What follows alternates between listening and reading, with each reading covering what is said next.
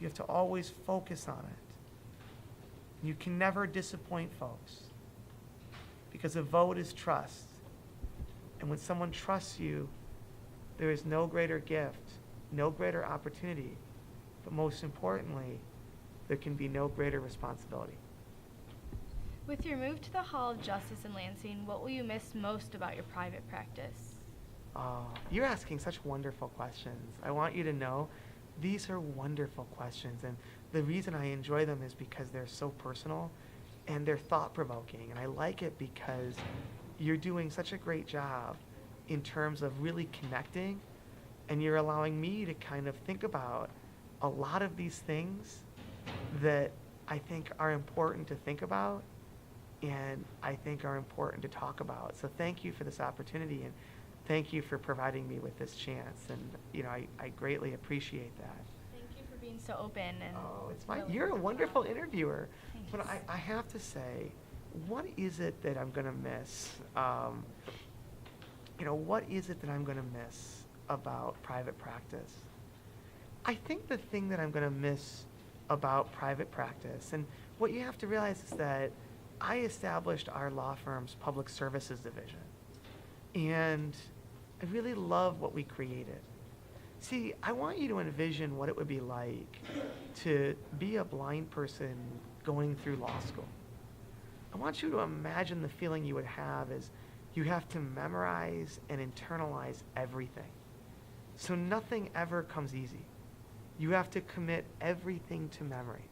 In law school, it would be common to have a 10, 15-page fact pattern, and you have to issue spot, which is you have to identify all the various issues within the fact pattern. So I would have that fact pattern read to me over and over and over, sometimes 20 times. And I'd have to memorize the entire fact pattern, which literally could be 10 or 15 pages. I would have to commit that totally to memory. And then only after memorizing a 10 to 15 page fact pattern would I dictate to a scribe what the answer to the questions would be. Now I want you to imagine, if you could, how it would feel to go to court as a blind person.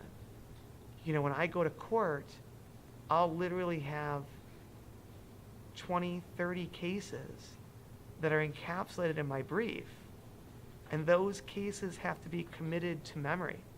Those cases have to be internalized. I have to focus on all of those cases so that when I would go to court, I would be able to argue the 20 or 30 cases that are part of my position, that are what I'm attempting to argue for, that define my case.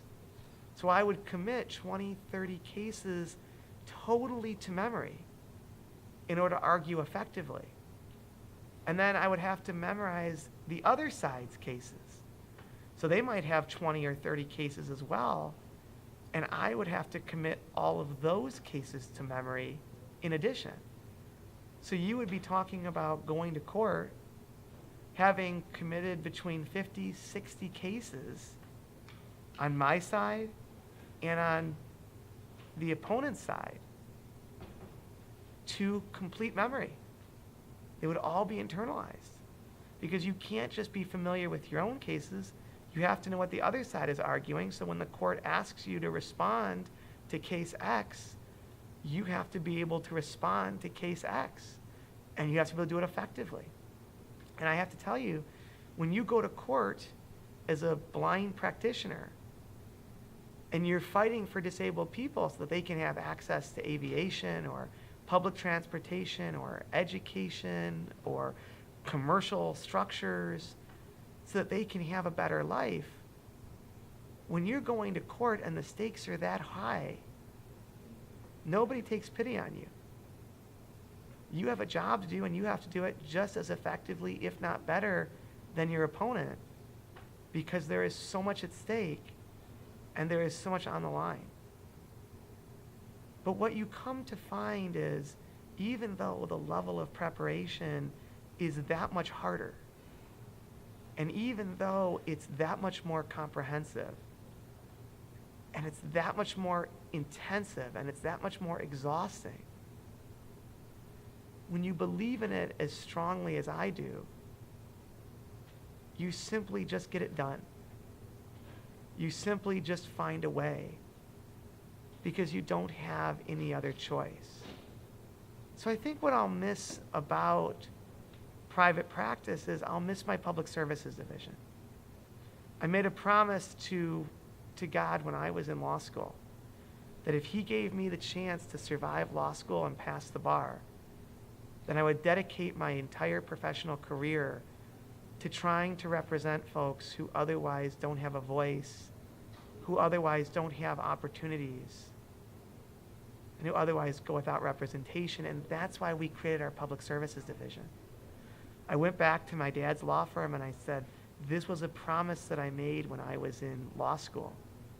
That if I had the chance to become a lawyer, I would use my degree to do something special, to do something meaningful, to do something that was going to make things better for other people.